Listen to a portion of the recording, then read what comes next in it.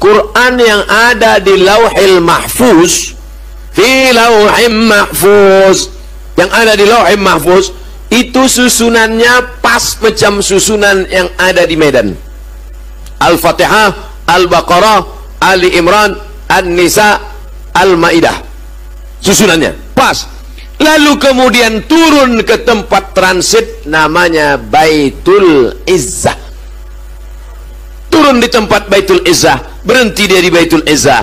Lalu dari Baitul Izzah turun ke Nabi. Itulah yang menurut susunan secara historikal, secara sejarah tadi. Datang Jibril membawa Iqra, datang Jibril membawa ya ayyuhal muddatsir. Mengapa surat Al-Fatihah disusun paling pertama dalam Quran, padahal surat pertama turun kan Al-Alaq? Iya juga.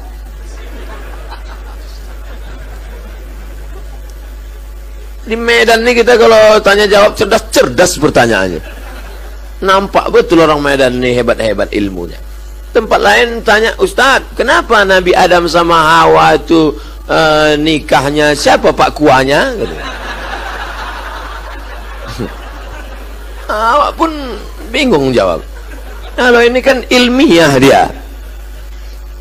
Turunlah wahyu pertama kali ketika Nabi sedang berada di Jabal Nur di Gua Hira.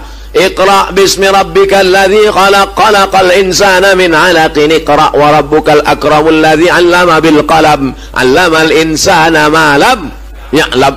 Nabi pun menggigil kedinginan, turun ke bawah sampai di bawah, lalu kemudian dia minta kedinginan, diselimuti oleh Khadijah. Ketika sedang diselimuti turun ayat, ya ayyuhal muddatsir, hai orang berselimut, qum, bangun, fa'anzir, beri peringatan. Lalu dia pun disuruh beri peringatan.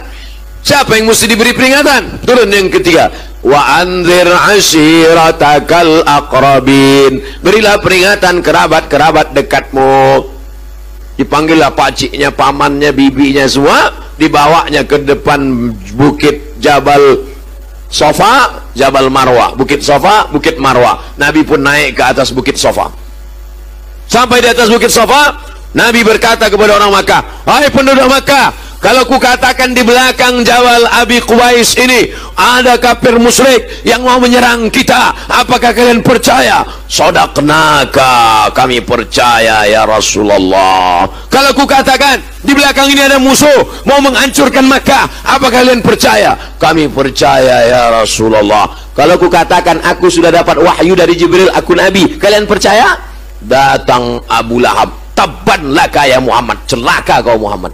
Turun ayat, tabbat yada abi lahabi wa tabba ma aghna anhu maluhu wa ma kasab sayasla naran dzata lahab wa imra'atuhu hammalatal hatab. Jadi kalau begitu susunan Al-Quran, yang pertama Iqra, yang kedua ya ayyuhal muddatsir, yang ketiga wa anzir ashiratakal aqrabin, yang keempat tabbat yada abi lahabi wa tab. Pas kita buka Quran sekarang di Medan, yang pertama Al-Fatihah, yang kedua Alif Lam Mim.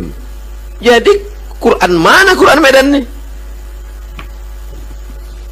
Quran yang ada di Lauhil Mahfuz, fi Lauhim Mahfuz, yang ada di Lauhim Mahfuz itu susunannya pas macam susunan yang ada di Medan.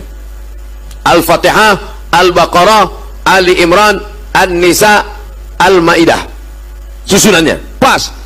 Lalu kemudian turun ke tempat transit namanya Baitul Izzah. Turun di tempat Baitul Izzah, berhenti dia di Baitul Izzah. Lalu dari Baitul Izzah turun ke Nabi. Itulah yang menurut susunan secara historikal, secara sejarah tadi. Datang Jibril membawa Iqra, datang Jibril membawa ya ayyuhal muddatsir, datang Jibril membawa wa ashiratakal aqrabin, datang Jibril membawa tabbat syada, datang orang bertanya tentang haid, turun ayat haid, yas'alunaka 'anil mahid qul huwa adza, datang orang bertanya tentang sedekah, yas'alunaka 'anil madza yunfiqun, bertanya mereka tentang khamar, yas'alunaka 'anil khamri wal maisir. Lalu kemudian menjelang Nabi meninggal dunia, disusun lagi Al-Quran itu persis seperti susunan yang ada di Lauhil mahfuz. Makanya mukjizat Al-Quran diantaranya adalah mukjizat cara turunnya. Turun acak 22 tahun 2 bulan 22 hari, 22 tahun 2 bulan 22 hari. Susunnya acak kadut kacau balau, tapi bisa disusun ulang sebelum Nabi meninggal, persis seperti susunan yang ada di Lauhil Mahfuz. Jelas? Jadi Pak Ustaz, sebelum Nabi meninggal Quran itu sudah tersusun macam yang sekarang? Ya, macam sekarang, tapi ada di kepala sahabat, sudah macam ada sekarang. Al-Fatihah, Al-Baqarah, Ali Imran, An-Nisa, Al-Maidah sampai An-Nas, tapi tak ada wujudnya zahir, adanya di kepala mereka. Dalam bentuk apa? Dalam bentuk Quran digital. Main klik-klik aja, klik Al-Baqarah muncul, klik tiba-tiba yang di dalam kepalanya klik-klik tadi meninggal gara-gara memerangi nabi palsu, namanya Musailamah Al-Kadzab, nama kampungnya Yamamah, dibuatnya surat palsu. Wal fil wa ma adraka mal fil lahu zailun tawil. Demi gajah, tahukah kamu apa gajah itu? Ekornya panjang. Datang Abu Bakar Siddiq, perang, maka diperanginya lah si nabi palsu tadi, meninggal 70 orang penghafal Quran. Datanglah Umar bin Khattab menjumpai Abu Bakar. Wahai Abu Bakar, ya, ini Quran nampaknya harus kita bukukan jadi satu buku, karena Quran yang ada di kepala tadi udah banyak penghafalnya yang meninggal. Apa hikmah dari sini? Bahwa tentara-tentara zaman Abu Bakar itu adalah para penghafal Quran. Makanya anak-anak kita ini mesti hafal Quran. Nanti dia jadi tentara hafal Quran. Dia jadi polisi, kapolres hafal Quran. Dia jadi kapolri hafal Quran. Dia yang akan memperjuangkan Al-Quran. Takbir.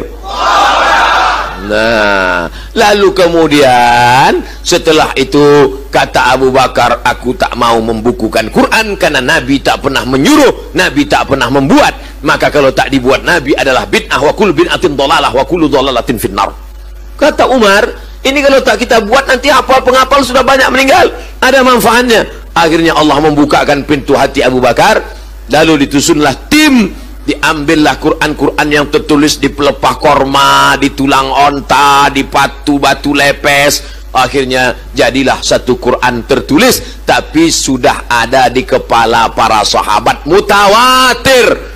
Kalau satu orang warib, kalau dua orang aziz, kalau tiga orang masyhur. Tapi kalau menghafal banyak orang, hafalannya sama, namanya mutawatir.